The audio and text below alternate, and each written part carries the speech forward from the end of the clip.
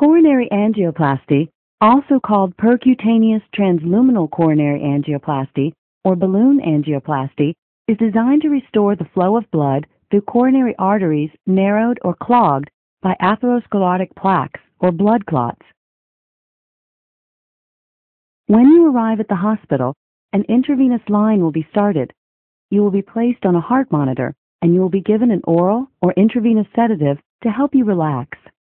Most coronary angioplasty procedures last between 30 minutes and 3 hours. The doctor numbs the skin in your groin area and inserts a needle into your femoral artery.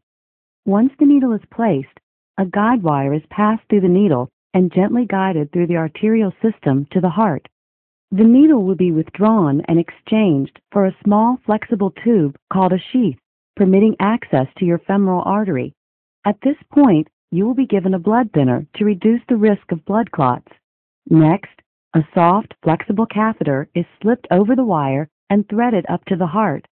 The procedure is monitored using a continuous X-ray imaging device called a fluoroscope. You may feel pressure as the wire and sheath are inserted through the groin and pushed through the artery, but you will not feel their movement inside your arteries. At this point, your doctor will remove the guide wire, position the tip of the catheter just inside the coronary artery to be treated, and inject a special dye.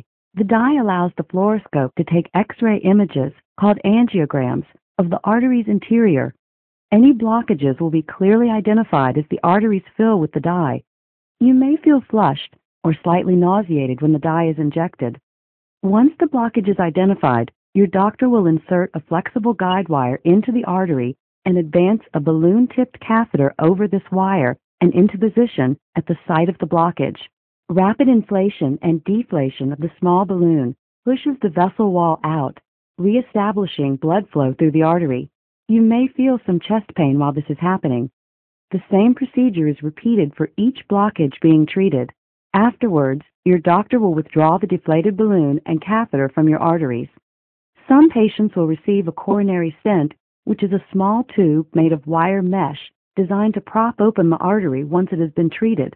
A collapsed stent is placed over the deflated balloon as it's moved into position. When the balloon is inflated, the stent expands and locks into place. After the balloon and catheter are withdrawn, the stent remains behind to hold the artery open permanently. After your procedure, a pressure bandage will be applied over the femoral artery to prevent bleeding. You will need to lie on your back for several hours, during which time you will be checked periodically for any signs of bleeding or chest pain.